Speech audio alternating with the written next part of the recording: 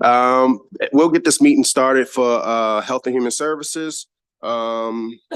Today we have one briefing, which is the Maryland Department of Health Medical Care Program, and we'll have it read out by Budget Analyst Ann Braun.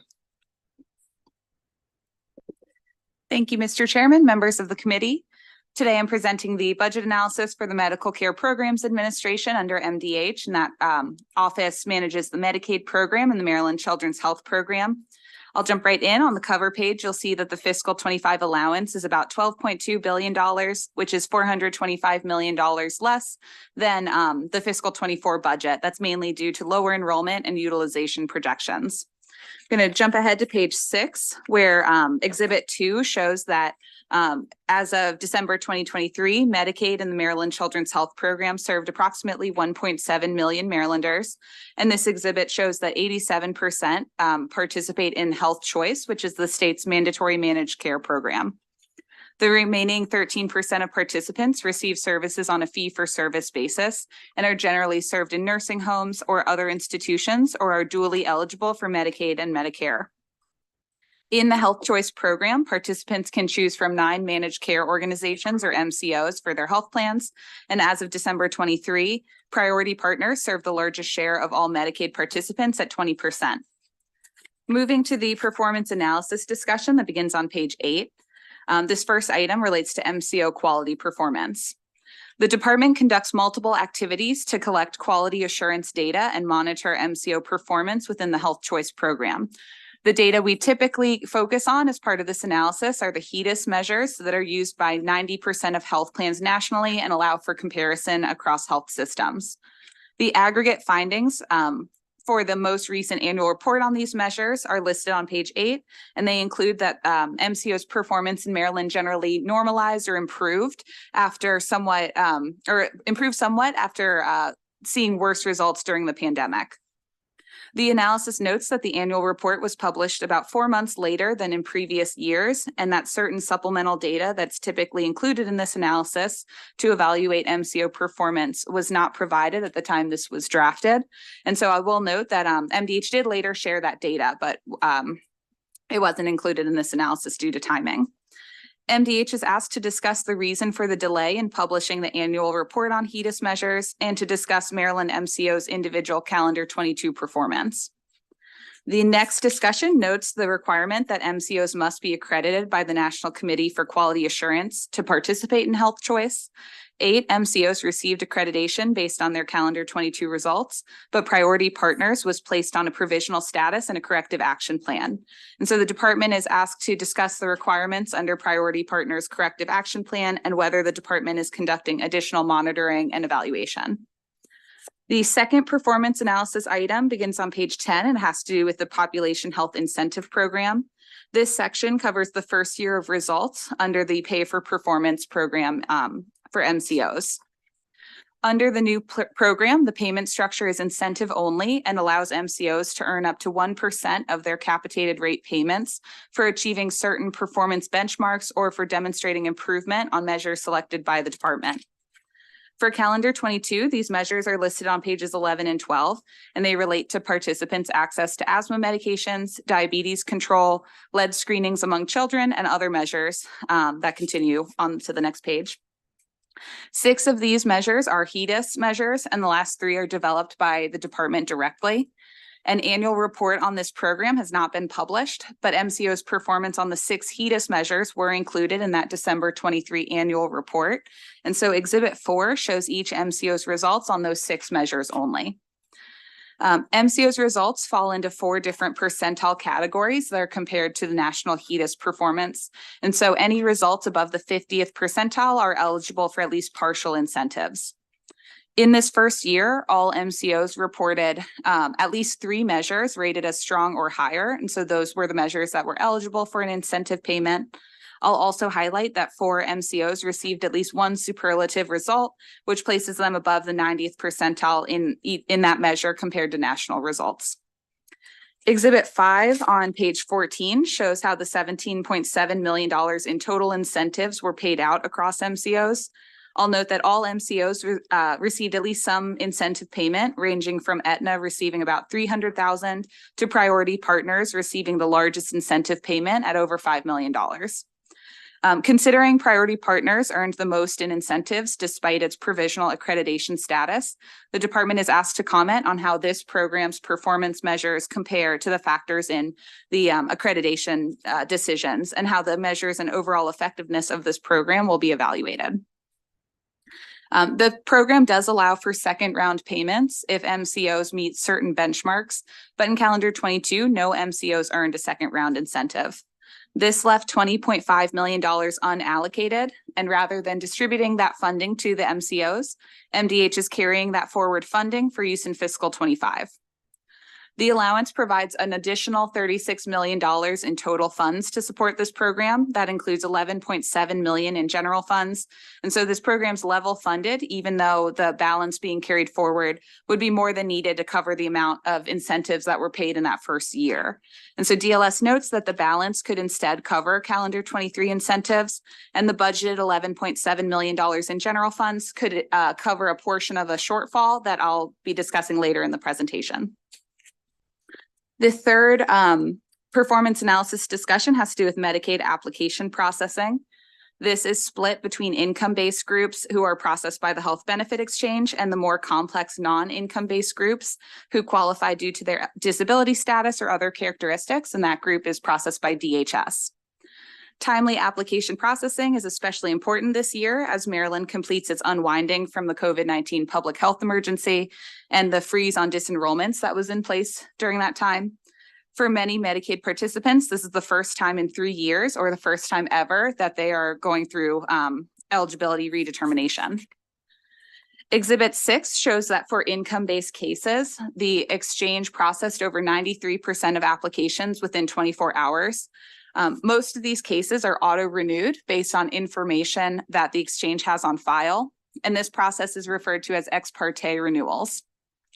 Exhibit 7 on the next page shows that non-income-based cases take much longer, with at least 25% of applications processed each month, taking longer than 31 days, and some applications actually took longer than 90 days each month. Non-income cases often have other requirements that prevent auto renewals through the ex parte process. In December 2023, as an example, only 25% of cases were reported as auto renewals for this group. I'm going to move on to the budget discussion beginning on page 18. The General Assembly added $3.5 million to the Medicaid budget in fiscal 24 to increase rates for abortion care services. MDH reported that an 88% increase for medical and surgical abortions and 19% increase for long-acting reversible contraceptives would take effect this month. Considering the delayed effective date of these rate increases, the department plans to use any remaining funds from this appropriation to distribute grants to providers. On the next page, there's a brief discussion of proposed deficiencies that add $197 million in fiscal 24. The largest deficiency is $112 million to cover Medicaid services that were provided in fiscal 23, but are billed and paid for in fiscal 24. That's because providers are given a year to submit their fee-for-service claims.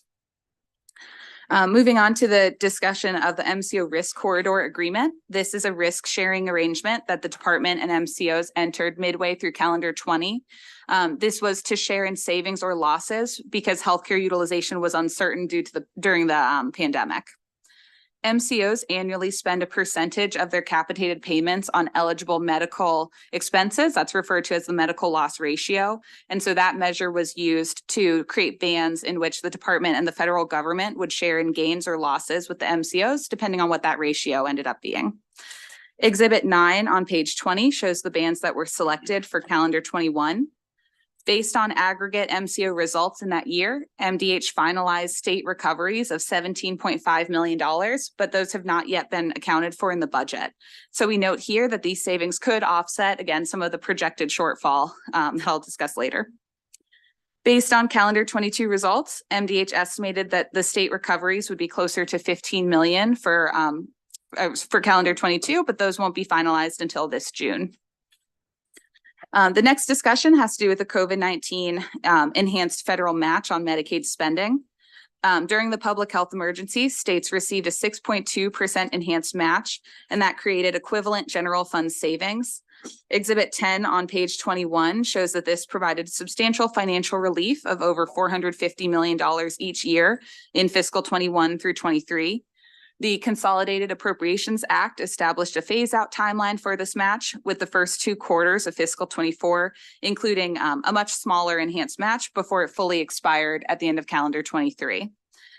So the fiscal 25 allowance includes general funds to backfill the $85 million in extra federal funds claimed in fiscal 24, but this is more than offset by the impact of reduced enrollment and utilization. So overall, general fund need still decreases in fiscal 25. In moving on to the fiscal 25 allowance, Exhibit 11 shows how the budget is split among the use of funds. About half of the budget supports the Health Choice Managed Care Program, and 29% supports medical costs covered on a fee-for-service basis.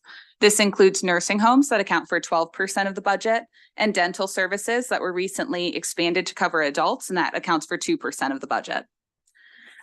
There is the list of proposed budget changes from fiscal 24 to 25, but I'm actually going to skip ahead and cover some of the major changes throughout the rest of the presentation.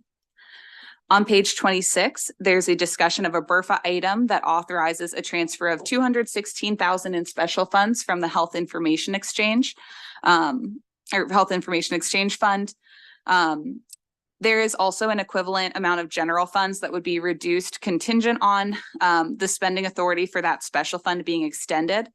Due to a technical error, the special funds aren't actually included in the budget, and there's contingent language placed on the federal funds instead. And so as a result, DLS is recommending 2 technical corrections. First, to strike the language that would reduce federal funds contingent on the BRFA, and then second, to amend language that would reduce general funds to match the action in the BRFA transferring the fund balance. MDH is also asked to comment on when the $216,000 in special funds will be added to the budget to recognize the fund balance transfer. Exhibit 13 on page 27 reflects special fund support for the Medical Care Programs Administration. Here, I'll highlight the change in Maternal and Child Health Population Health Improvement Fund that received $8 million in fiscal 24, but is not budgeted in the fiscal 25 allowance. This fund is supported through the HSCRC's Regional Partnership Catalyst Program, and it allows MDH to fund maternal and child health initiatives led by Medicaid and the MCOs. The funding continues through fiscal 25, despite there not being special funds budgeted. And so MDH is asked to provide an update on when the $8 million from the special fund and then the matching federal funds will be added to the budget. Exhibit 14, I'm going to jump ahead to page 29, where Exhibit 14 shows the provider rate increases budgeted in fiscal 25. Long-term services and supports providers received an 8% accelerated rate increase that took effect January 1st of 2024, but the allowance appears to only cover the annualization costs for nursing home services. And so that leaves out about $13.5 million in general funds that are needed to annualize the rate increases for other long-term care providers. Overall, too, the rate increases are partially offset by a reduction of $25.9 million in total funds for physician evaluation and management fees, as they are rebased or decreased from 103% of Medicare rates to 100% in fiscal 25. Page 30 discusses the end of the MCO Rural Incentive Program. Under this program, MDH offered up to $8 million each year to MCOs accepting new members in certain rural counties. The final payments under this program are being distributed in fiscal 24, after which MDH and Hilltop have described a new methodology for a health equity index that will incentivize MCOs based on their enrollment in jurisdictions with high socioeconomic disadvantage. However, the allowance does not continue the $8 million in total funds for this purpose, and that includes $2.8 million in general funds. And so this also contributes to shortfalls in the Medicaid budget. MDH is asked to discuss when the $8 million for this program will be allocated, the timing for finalizing regulations that would establish the new health equity program, and whether the calendar 2024 agreements with MCOs include health equity incentives.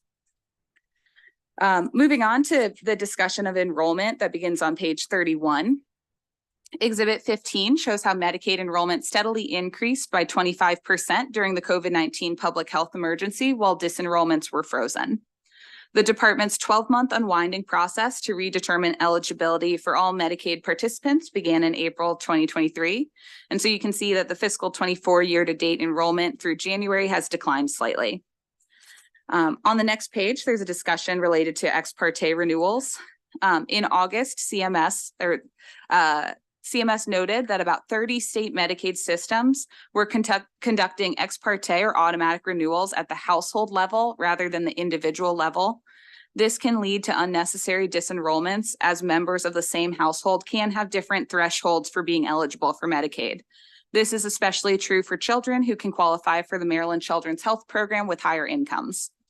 And so this system error especially impacted procedural disenrollments, in which participants are disenrolled because they did not complete the renewal or they had outstanding documents. Maryland was one of the states with this system error, and so in response, MDH paused all procedural disenrollments from August through October. The department reinstated 5,000 children to the program and worked on correcting the ex parte renewal systems. Exhibit 16 shows the monthly redetermination results. Here you can see that for August, September, and October, this reflects the paused procedural disenrollments. The Health Benefit Exchange and DHS fixed their ex parte renewal systems in November and December.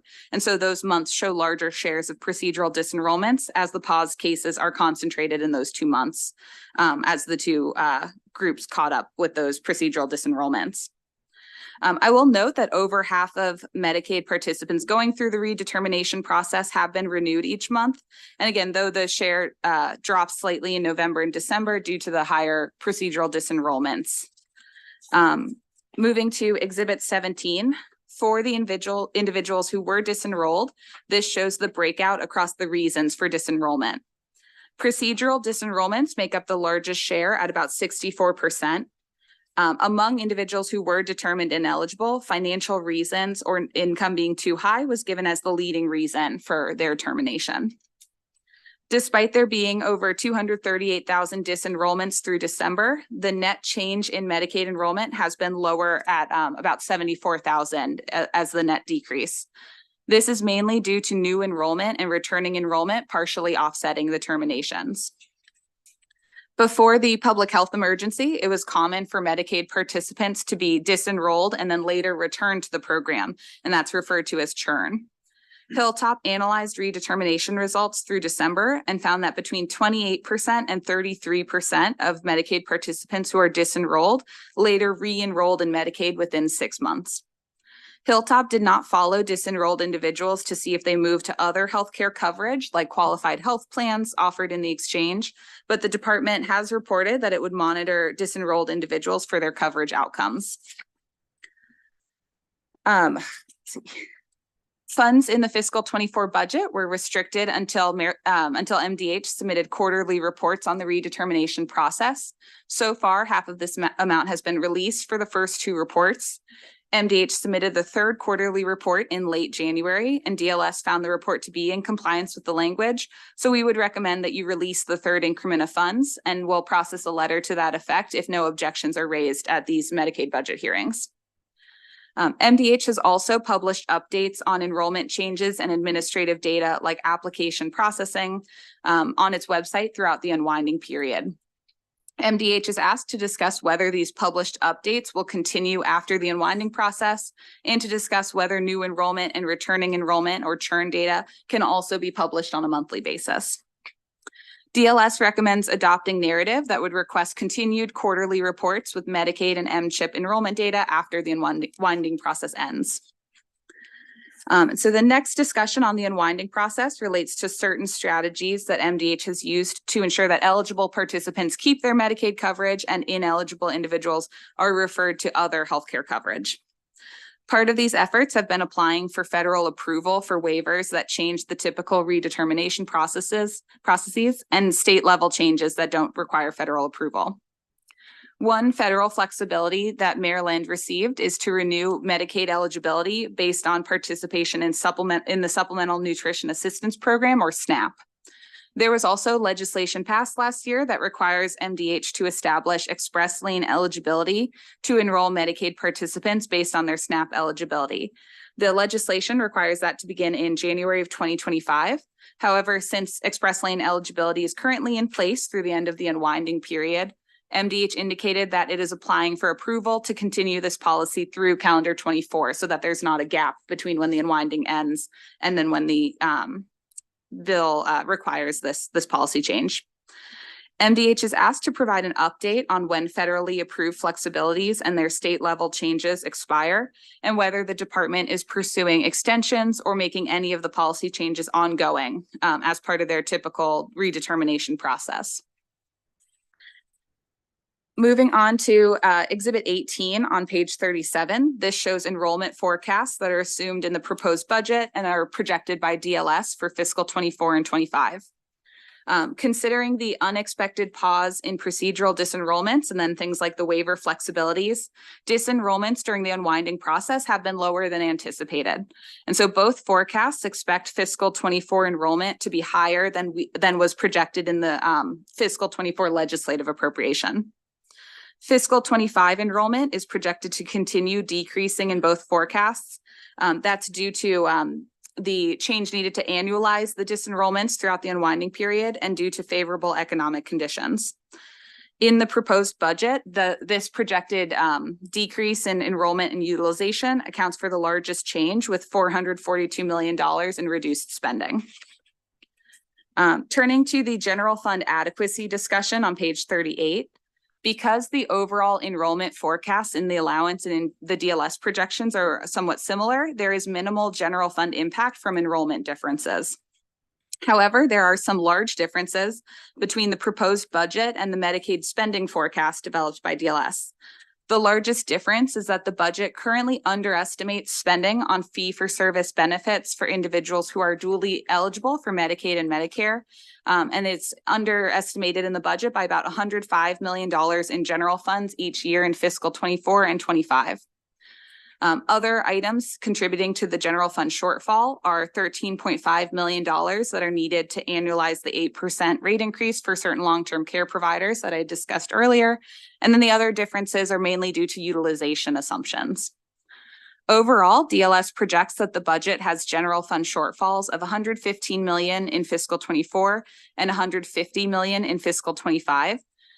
Due to the couple areas of cost savings that I mentioned earlier, that those total $29.2 million. And so if those are incorporated into the budget, then the net deficits would be $97.5 million and $138 million. MDH is asked to comment on how it plans to backfill these general fund shortfalls. Moving on to the personnel discussion on page 39. The Medical Care Programs Administration receives a net increase of 66 new positions.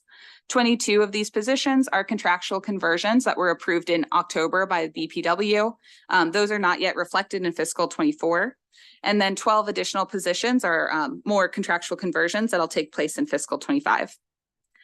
Aside from these conversions, there are about 32 new positions added, and those positions would support the offices and programs that are listed on page 39 and continue on to page 40. MDH reported a high vacancy rate of about 14% or 85.6 positions at the end of December. And so since this is more than 45 vacancies over what would be needed to meet budgeted turnover, the department's asked to discuss how it would spend vacant salary savings. Moving on to the issues discussion, this first one has to do with school-based health services. Medicaid can currently cover school-based services for students with individual educational plans. They can also cover through school-based health centers that would bill Medicaid directly as providers. And states also have the ability to cover some administrative costs that would support schools in providing Medicaid services to their students. So that includes things like outreach as well. As discussed during the Health Regulatory Commission's analysis, there is a BRFA provision that would allow the Consortium for Coordinated Community Supports to use its blueprint funding to reimburse Medicaid for the state share of school-based behavioral health services. MDH is in the process of applying for federal approval to expand Medicaid coverage of behavioral health services in schools. So the department expects to implement that change in January of 2025. DLS notes, however, that there are no general funds in the allowance for this purpose. And so if the BRFA provision doesn't pass, then there would be an estimated general fund shortfall of $12.7 million for the state share of those costs. Page 42 discusses administrative claiming. Maryland Medicaid used to implement an administrative claiming program, but the federal government found that there were significant numbers of improper payments. And so MDH ended the program until there was updated federal guidance. CMS released updated guidance in May 2023. However, the department has indicated that there's extensive planning and technical assistance that'll be needed before a new program can be put in place. MDH did not provide a time frame for developing and implementing administrative claiming, and the fiscal 25 allowance doesn't provide funding for this purpose. And so the department is asked to clarify the specific process and timeline for developing a new administrative claiming program, and including what tasks need to be completed and the anticipated cost to the state, in addition to possible federal funds that could be claimed under that type of program. The next discussion focuses on school-based health centers. These are generally led by sponsoring organizations that partner with schools to manage a center. MDH provided a report on Medicaid claiming and found that the number of centers billing Medicaid increased from calendar 21 to 23, but 72% of all billed visits were still provided by just 2 sponsoring organizations. School-based health centers reported barriers in billing Medicaid, such as not billing for confidential services, not having accurate patient insurance information, and MCOs not recognizing centers as self-referred providers, in addition to having some coding errors. MDH described the efforts shown on page 43 to help with some of these barriers, and that includes ensuring the centers use electronic medical records, connecting the centers with CRISP, the Health Information Exchange, and investigating MCO claim denial issues. The second issue I'll briefly discuss has to do with 2023 legislation that expands Medicaid coverage. The first legislation shown here requires Medicaid to cover biomarker testing for diagnosis and treatment of diseases in cases where the testing is supported by medical and scientific evidence. This requirement does not take effect until fiscal 26, so there's no direct impact on the allowance, but the department was already in the process of expanding biomarker testing for cancer treatment. And so that added an estimated $2.6 million to calendar 24 MCO rates. MDH indicated that the expansion of biomarker testing that's required in the 2023 legislation is expected to have significant cost impacts, and the department is required to submit a report by December 2024 with an estimate of that fiscal impact, and then if the department has any recommendations for legislative changes to this requirement.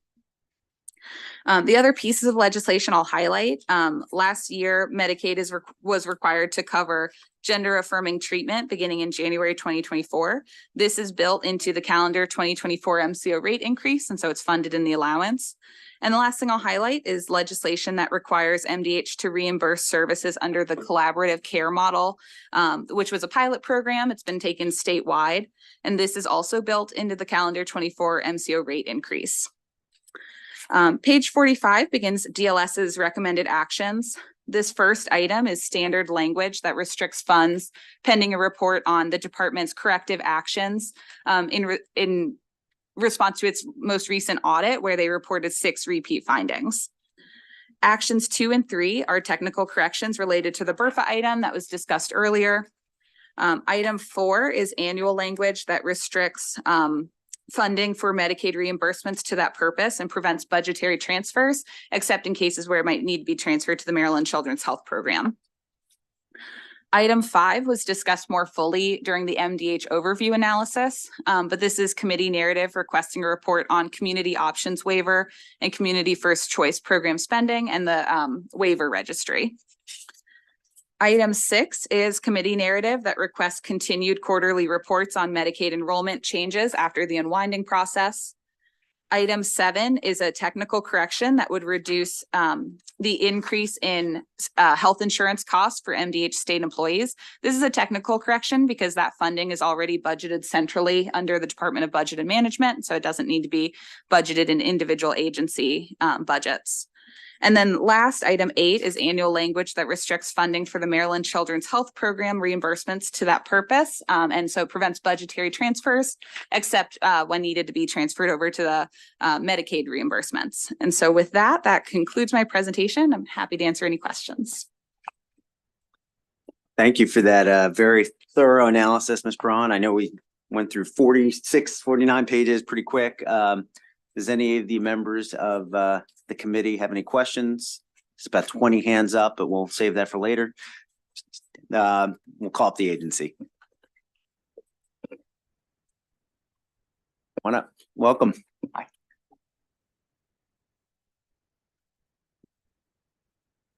Good afternoon, Senator Zucker, members of the subcommittee. For the record, Erin McMullen, Chief of Staff at the Department of Health.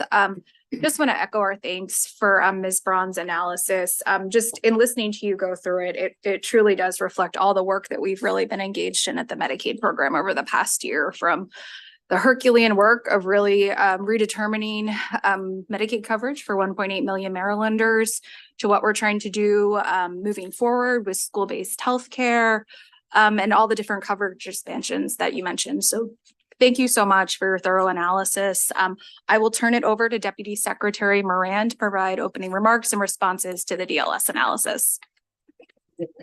Good afternoon, everyone. Thank you, Presiding Chair Zucker. It's good to see you. And before I get started, I just want to thank you for your work in the off season on redeterminations and doing everything you possibly can to ensure the department gets it right for folks, which is our North Star as well. So thanks for your leadership.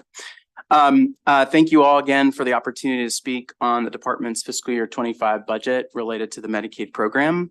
I also want to extend my thanks to Anne for your comprehensive review and your comments. Very insightful. And I know that like you and like us, we spent a lot of time conversing back and forth. And so I appreciate your unwavering support as we went through the process. You have 3 slides that are in your particular, you should have printed for you. I'm going to go through those and I'm going to go through our responses.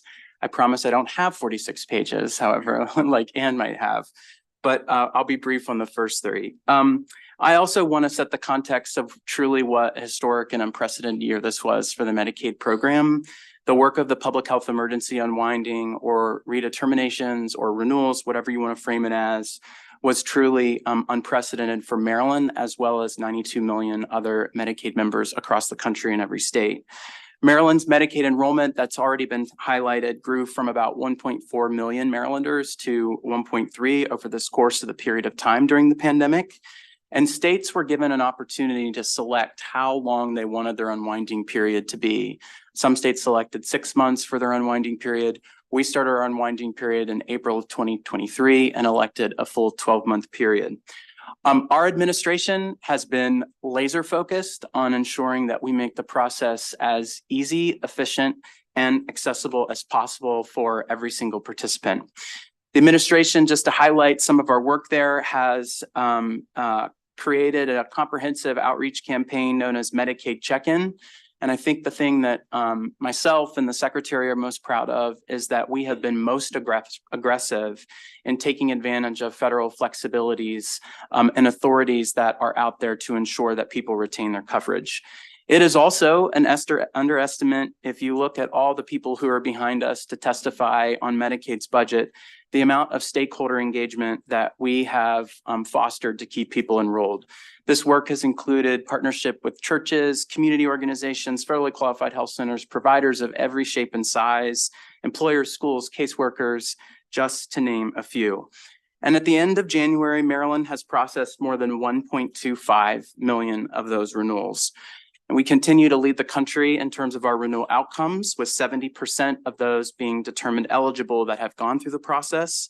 And while, yes, there is a decrease in our overall enrollment period from when we began this process, as Anne noted, the most recent Medicaid enrollment numbers still lands at 1.682 million Marylanders.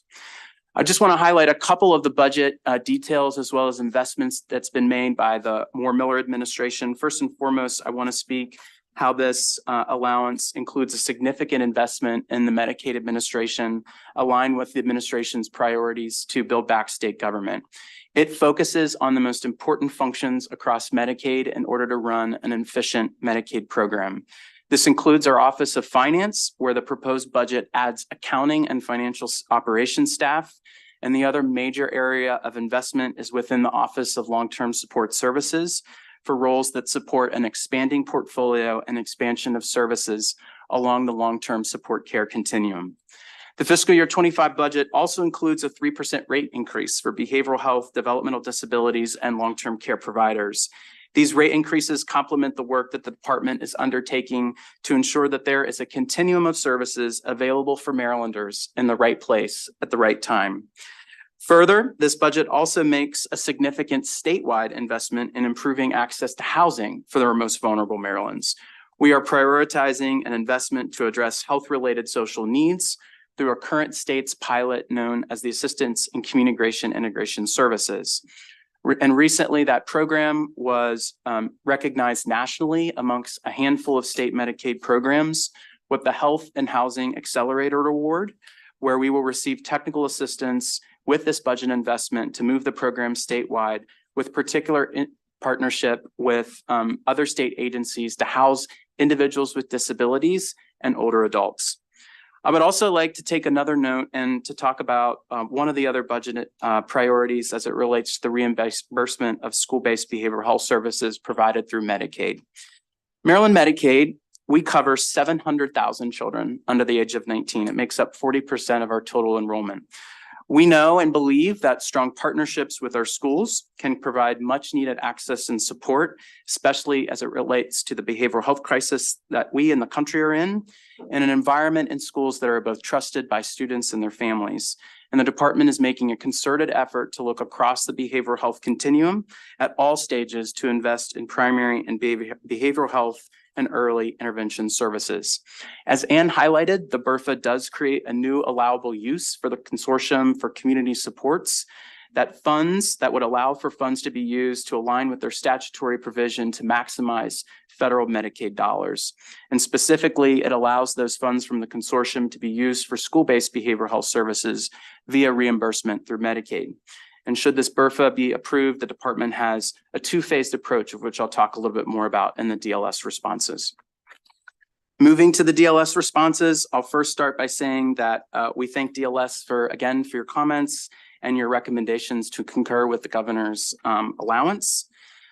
The first question is that the department was asked us to discuss on the reason for the delay of the annual 2022 HEDIS performance report, and then to discuss the performance compared to national HEDIS mean measures selected for analysis by the department.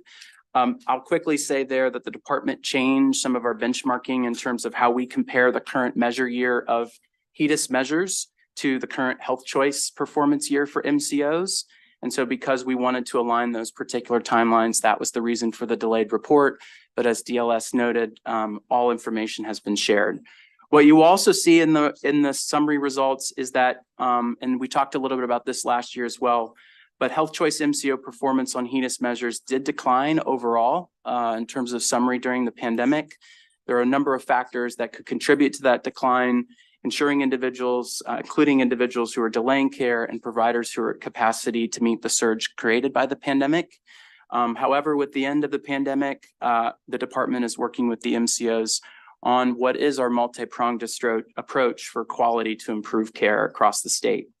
Department was asked to comment on the corrective action plan for priority partners provisional accreditation and whether the department is conducting monitoring and evaluation. The department has been meeting with priorities to check in on progress in terms of coming into compliance with accreditation standards. And it appears from the department's vantage point that priority is on track to meet those compliance standards. And the two areas that were cited for compliance reasons as part of that accreditation process was network management and credentialing. The department should comment on the calendar 2022 PHIP performance measures and how that is used for NCQA accreditation status. NCQA accreditation status does consider the results of those HEDIS measures, as well as other factors related to an MCO, just as I earlier highlighted, as well as things like organizational structure and other systems and protocols to achieve high-performing quality results that we expect from our MCOs. The department does have a multi-pronged strategy for promoting and ensuring quality in the health choice program. the Population Health Incentive Program is just one of those particular tools, but we have others that looks to survey MCO's network adequacy. We look at performance on their HEDIS measures, systems performance review monitoring. The other thing I want to mention here is that the department is also undertaking efforts to ensure that we align quality measures with all of our particular programs. So as the state moves forward in its application to a head under CMMI, we'll be ensuring that those quality incentives are in line with our state's population health goals so that we're all tracking together, including our MCOs. I won't comment on the next two questions because we accept the technical corrections that DLS has made. The next question is the department should discuss and provide an update on the methodology selected for determining MCO incentive payments, as well as the structure and regulations and in the MCO contracts. Regarding the methodology for the Health and Equity Index, MCOs do receive a portion of available funding based on the number of members that reside in jurisdictions based on a review of social determinants of health data. So for example, we look at food insecurity, neighborhood safety, housing, and transportation. And the methodology then aims to provide additional resources for MCOs to serve those vulnerable populations in areas across the state. We are currently updating our regulations to repeal and replace the rural access program that was in place with this new health equity initiative. And that's an open comment period by the end of open comment period, and regs will be finalized by the end of May. The 2024 MCO contracts lays out this methodology as well as the payment structure that was signed in their 2024 calendar year agreements. The department should discuss whether it will be continuing to update redetermination enrollment data summaries on our website and whether we can adopt additional reports to that as well. So what I would say there is that the department is required by the Centers for Medicaid and Medicare Services through the end of our unwinding period, which is currently slated to end in April 30th of 2024. We have every indication to believe that our federal partners are actually going to require for data reports on enrollments for states to continue. And we expect that guidance to be forthcoming. And so whatever we'll be required to do from the federal government, we'll be doing here at the state. Also, I just would remind you that historically, and this will be our commitment moving forward, we have reviewed enrollment figures in a number of different other forums, including our Medicaid Advisory Committee, and we will certainly do that in the future. And the department will work with our partners at Hilltop to help us add net new enrollment as well as returning enrollment data to future data summaries. The department should provide an update on termination dates for the federally approved flexibilities and policy changes that we implemented during the unwinding period and whether any of those will continue. It should be known, but we just want to state explicitly that we will continue all federal flexibilities to the end of our unwinding period. There are some that we are instituting. One is the flexibility of renewing SNAP eligibility and linking that with Medicaid eligibility. We've submitted all of our authorities that we need from our federal partners through state plan amendment and 1115 waiver to continue that work. I'll just highlight that linking of SNAP and Medicaid eligibility through the REDUTS process has been one of the most important safeguards to keep people covered, and it's allowed more than 150,000 Marylanders to retain coverage during this time period. And we'll continue to monitor any other additional guidance with CMS throughout this process to determine if any other of those flexibilities will be made permanent by the federal government. The department is asked to comment on the potential cost savings, and even with those cost savings on the general fund deficits in the amounts of 97.5 in its plans for related to the shortfalls. So we want to thank the DLS for identifying the budget issue involving premiums paid on behalf of individuals who are duly eligible. It was a formula error that was incorrect in terms of utilization data from fiscal year 24 and 25 into the service for the service only. It's among dozens, maybe more than dozens, that the department oversees and monitors, and we will be working very closely alongside the Department of Budget Management to come together on budget solutions should they be needed.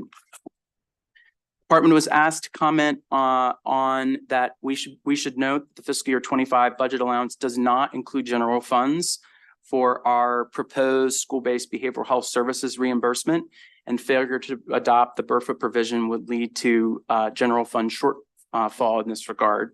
We, of course, at the department acknowledge the need for budget authority in order to implement any plans for behavioral health services to be reimbursed by Medicaid for school-based psychologists and social workers. The BRFA does create an allowable use for the funding appropriated by the consortium that would support this particular work, and the department obviously supports that BRFA provision. That clearly aligns with the consortium's existing statute to maximize Medicaid funding, as well as making strategic investments in kids across our state in terms of investing in primary behavioral health and early intervention services. If the BRFA is not approved, the department will work with DBM to assess the feasibility of that implementation in 25. The last question is speaks to a number of different components related to our plans to develop a new administrative claiming program. Our plans to reimburse school-based providers for behavioral health services has two phases. The first phase is simply fee-for-service reimbursement, which would begin in calendar year of 2025. The second phase of implementation does focus on administrative costs as permitted by federal guidance, and implementation of this phase is complex and would require extensive planning and technical assistance. The department is partnering with the consortium in order to provide this technical assistance to MSDE and local education authorities. I would also note that this is a priority of the Biden administration, and there's a current grant application out for states to receive federal investment dollars for technical assistance in this regard, in which the department will be going for that federal grant opportunity, application due in March. And the deadline in terms of our anticipated timeline for this administrative claiming program is in calendar year, fiscal year 26 or 27, depending on the timelines related to technical assistance and needs for LEAs. So with that, presiding Chair Zucker, thank you so much, and happy to answer any questions that the committee may have. Thank you very much for that testimony. Senator Jennings. Thank you. It's probably one of the most complex things I've ever had to deal with in the legislature is understanding Medicaid, Medicare, and how all this works. Going through this, and you've been mentioning reimbursement rates. And I'm hearing, and I've kind of seen where most of these reimbursement rates have gone up, correct? The fiscal year 25 budget includes a 3% increase for behavioral health, developmental disabilities, and long-term support services providers. Okay. What about primary care? So the fiscal year 25 budget, so there in terms of evaluation and management rates, I think is what you're talking about. This particular budget sets those rates at 100% of the Medicare rate. Previously, Senator, those rates were at 103% of the Medicare rate in previous fiscal years. So that 103% that was allocated to providers was through the course to buoy them through the public health emergency.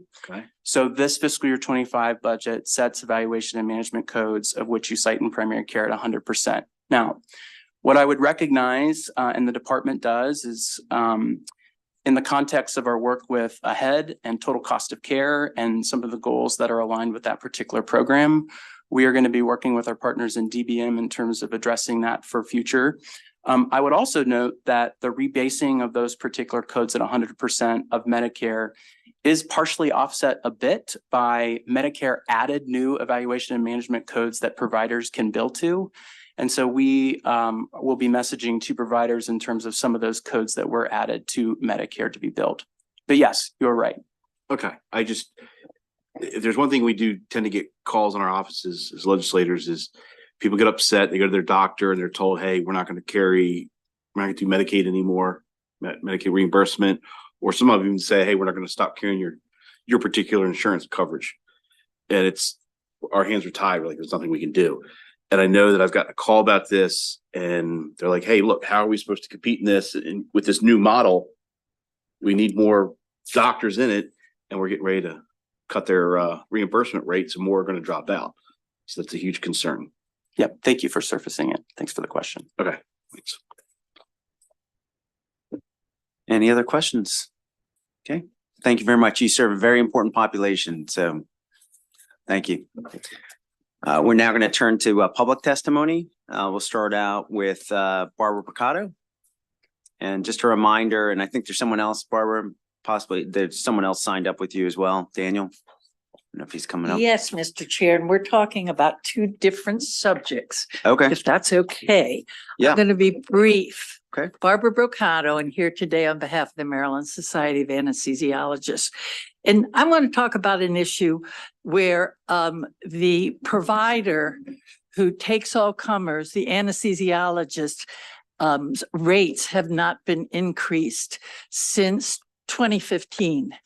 And this relates to the state's what was pediatric dental program, now pediatric and adult dental program.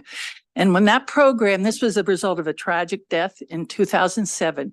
2009, the state put together a dental action committee, had stakeholders, the dentists, the hospitals, the surgery centers, not the anesthesiologists.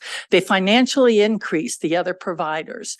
The dentist salaries payments are pegged to their average charges to get them incentivized. The dentists, the surgery centers have been increased. The anesthesiologists, when this program went into effect, were getting paid $17 a unit, which was about 25% of their average commercial rates. We needed to go forward to get budget language, which we got in 2014, which was not honored by the department, which pegged the rates to the anesthesiologists to 40% of their average commercial charges. That was at the time, the average commercial charges were in the range of about $72. They were getting paid $23. Here we fast forward to this year. They're getting paid $22.90, and they're going to get hit with a 3% cut. Their average commercial rate is $94 a unit. We cannot recruit and retain anesthesiologists in the state. In terms of commercial payment, we're one of the 5 lowest paid physician to the Senator Jennings, to your point, we're in the bottom of the barrel in terms of physician reimbursements across the nation. We've asked the department to look at a commercial benchmark, not Medicare. Medicare is not a fair benchmark for anesthesia. They have to move and look at the benchmark that's being paid to the other provider taking care of these cases. They speak to the fact that anesthesiologists get stipends from hospitals. Now, we represent anesthesiologists, emergency physicians, a number of providers that never want to ask a hospital for a stipend.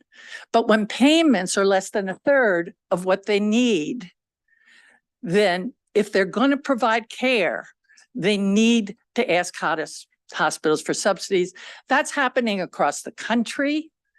Maryland is losing anesthesiologists to neighboring states that pay better. And it's got to be addressed. And we ask for your help.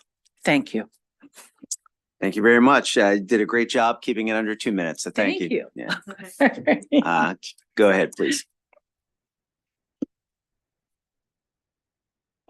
Dan Shattuck here today on behalf of Pediatrics, another one of our clients. They are a national provider of women and children's care. They have a practice presence here in Maryland at 11 hospitals. 6 of those are NICUs. They have maternal fetal medicine specialists, neonatologists, pediatric cardiologists, a whole host of providers that, again, take care of women and children. Well, we're here today because as we speak about Medicaid codes and rates, we're very appreciative of the department's willingness to look at the physician E&M codes, as you raised, Senator Jennings. It's a very important consideration in caring and providing access to these most vulnerable of individuals. Again, our client Pediatrics, they treat over 70% of their cases are Medicaid patients. And what they do is they provide important prenatal care to moms who are at risk or they're considered high-risk pregnancies if they have diabetes or high blood pressure. Maybe they're carrying multiple children, or maybe they've had a history of miscarriages. The maternal fetal medicine specialists come in to help work with the mom throughout the pregnancy to make sure that complications are managed and that things are planned ahead. If there's going to be a complication post-birth for mom or baby, the planning and caring is set up for that. Maryland's made great strides in covering more and more women that are Medicaid eligible. That's a great thing. We want to relook at the rates for some of the procedures that are provided. We've been working with the department. They've provided information that some of these codes haven't been updated in over 10 years. As we're expanding the population that's being treated and we're looking to improve maternal mortality outcomes, infant mortality outcomes, this is an important consideration. We ask for your support. We're going to continue working with the department and others, but this is an important issue that needs to be addressed. Thank you. Thank you very much. Any questions? Great. Thank you very much. Thank you. Joe DeMattos, come on up, Joe. Thank you, Mr. Jones. Well, and then I started coming. I appreciate it. I appreciate it.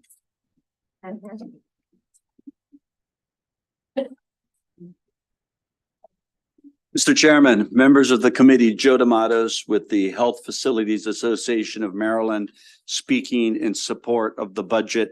You have our written testimony, so I just want to summarize a couple of very important points.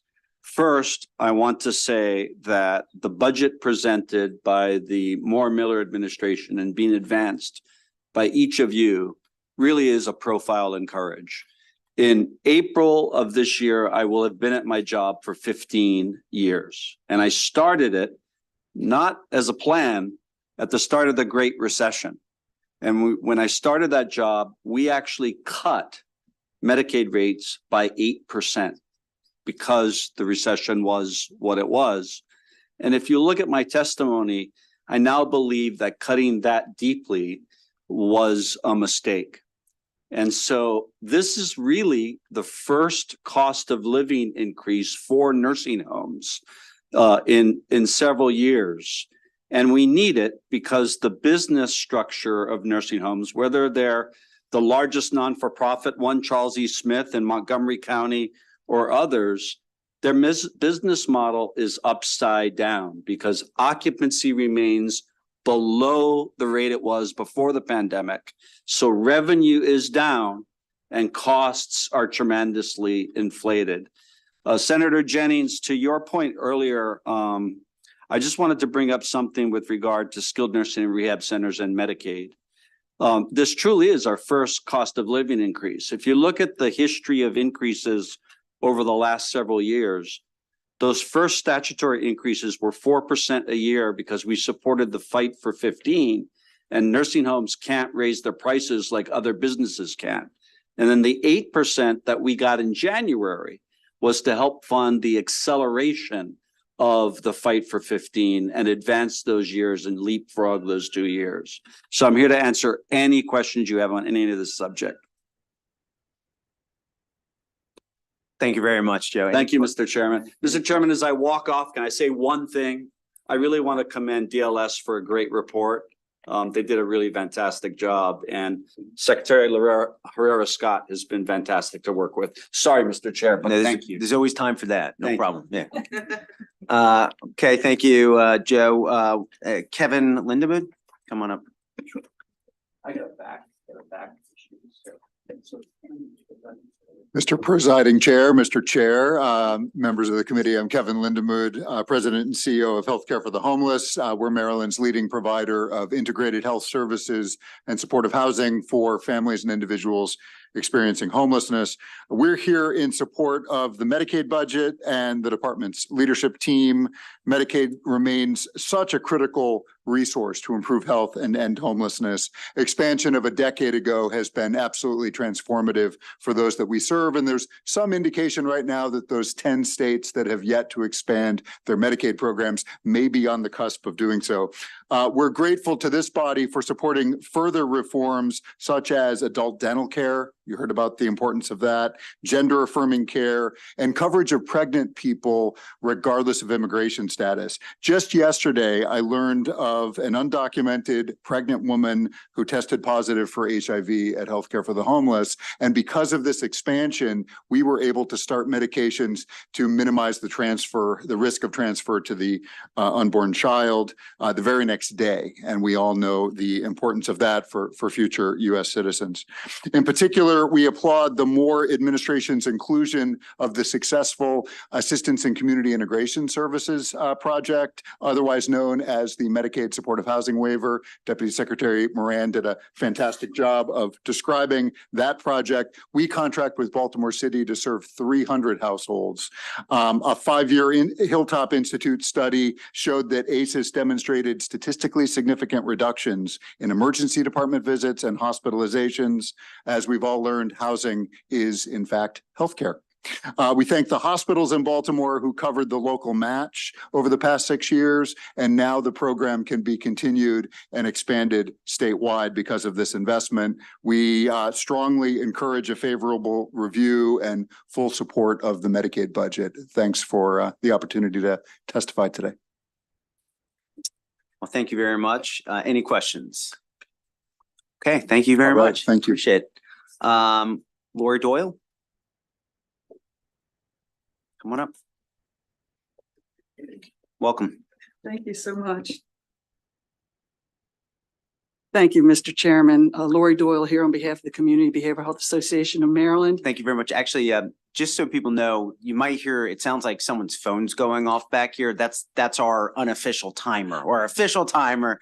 We don't have the big screen on. So our wonderful colleagues, staff are keeping track of it. So when you hear that, that's the timer. That's the time I Yeah. shut up. Or my wife calling, either one, but both equally as important. Thank you for the reminder. And I'll say that I'm not here to ask you for more money. I'm here to ask you for language today. And it's in reference to the discussion of plans for Medicaid reimbursed behavioral health services in schools. We all agree it's necessary. The kids, the anxiety level, the suicidal ideation is off the charts. That's why our members are already in 2/3 of Maryland's public schools and provide services through their outpatient clinics. And those services are not only for kids with IEPs, but like all good ideas and legislation, it's important to try to avoid the law of unintended consequences. In this case, the concern is that Medicaid could set up a school-based system that pays higher rates than services performed in the community and reduces the administrative burden, things like prior authorization and documentation in school settings, but not in the community. The analyst did a great job of noting that Medicaid already plans to apply for a waiver to reimburse school psychologists and social workers who meet different requirements than are currently required for other Medicaid behavioral health providers. Our providers already face severe challenges in attracting and retaining staff. They compete with much better resource systems such as hospitals and managed care companies. It's in no one's best interest to help the schools at the expense of the community where the majority of adults and kids get their behavioral health services. So we ask that you consider language. We put some in our written testimony. It's not as well written as what Ms. Bauer would do, but it gives you the general sense of what we're trying to do. It's not to stop the school-based behavioral health services, it's to keep an eye on the potential impact on the community. So we appreciate your consideration. Thank you. Thank you very much. Any And I beat questions? the buzzer. Thank you. Any questions? Okay. Thank you very much. Jill Pulowitz, come on up. Welcome.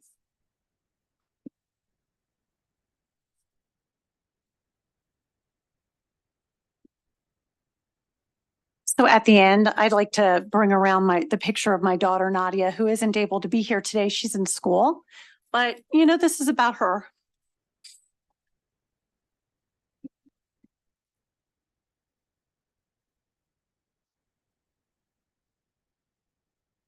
Good afternoon, Senators.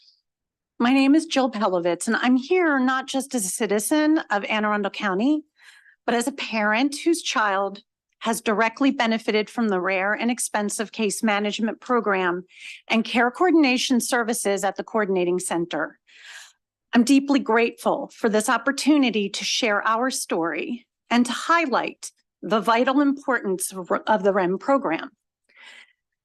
Nadia was born with a rare genetic disease that causes multiple disabilities, including cerebral palsy and intractable, life-threatening epilepsy. She requires full support. Despite her profound level of disability, Nadia is a very happy person. She loves Disney, dogs, fashion, and classic rock. Her favorites are Fleetwood Mac and Steely Dan. She inspires hope in everyone that she meets. REM has provided life-saving nursing support. As Nadia is transitioning into adulthood, the need for REM has become even greater than ever. Her case manager at the coordinating center is a lifeline, connecting us to services like therapy, equipment specialist. She's the calm voice. She helps us resolve conflict and sort out all the pieces, find solutions. Nadia has always been the focus of her work with us. Adult services is really a daunting frontier, but knowing that our REM case manager is there to help us makes it a little bit easier. Continued funding of REM is essential. It is through our personal experience and gratitude that I urge you to continue funding for the REM program. The services provided are truly life-saving and demand is ever growing. The program is facing challenges and such as long wait lists, and the nursing shortage is a real thing that we're struggling with. Without adequate funding, many families will miss out on this transformative support that we've had. So in closing, I want to thank you for your continued support of REM. And I want to remind you that people with disabilities are often the group that's left behind. Many, like my daughter Nadia, are nonverbal and they can't speak for themselves. Their caregivers are truly exhausted. Nadia needs support for her survival and so that she can continue inspiring hope in every person that she meets. Well, thank you very much. I was just conferring with Chair McCray, and he wanted me to convey that we're going to do everything we can to protect the program, and there's no potential cut.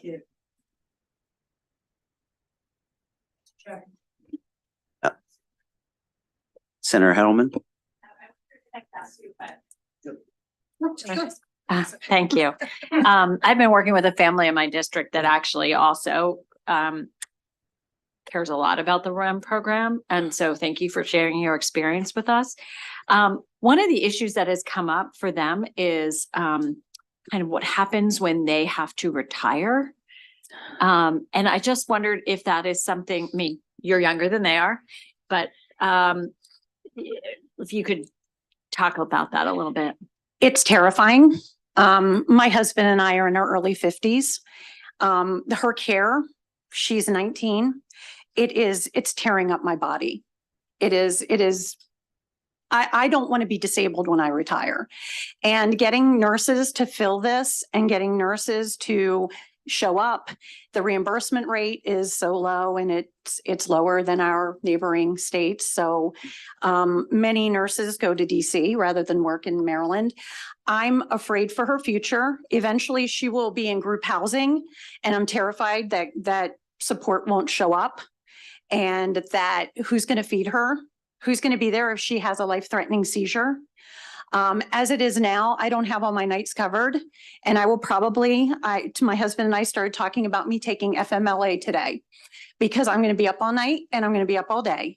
And I don't know that I can work and do that because we can't fill the nursing. She's starting, her epilepsy is kind of shifting right now, and we're headed to another crisis as we have to adjust medication. And she needs that supervision and that intervention, and we don't have it covered. I worry about the funding for her as she grows into adulthood. I can case manage, but I can't do the care forever. So it's terrifying. The programs that I want for her in the community, my child loves chaos of a crowd. She loves music. I want her to greet at musical performances for her work. I want her to have a day program that she can go to and have therapy come in and help her, and go out on outings with adults like her, but still be able to work a few hours a week. This program, as far as I know, does not even exist. So being able to have to try to create this on my own with her and with the agencies that we're working with, sometimes follow through isn't great with some of the government agencies that are supposed to be serving her through transition.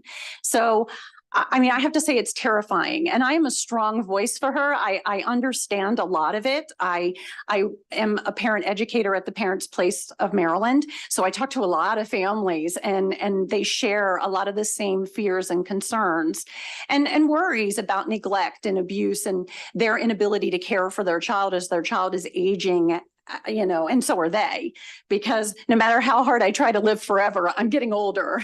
So, I hope I answered your question, but we're still figuring it all out, but it's terrifying.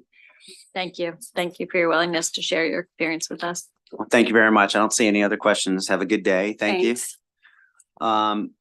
Mary Backley and Dan, I want to come up too. I know it's two different panels, but why don't we just why don't we both sit up, and that way it just great. Backley, go ahead, please. Okay. Good afternoon, Mr. Chairman and distinguished members of the committee. My name is Mary Backley, and I am the CEO of the Maryland Dental Action Coalition. First, I want to thank you for the opportunity to be here. And I would like to thank the committee for its support in passing and funding Maryland Medical Assistance Dental Coverage for Adult program.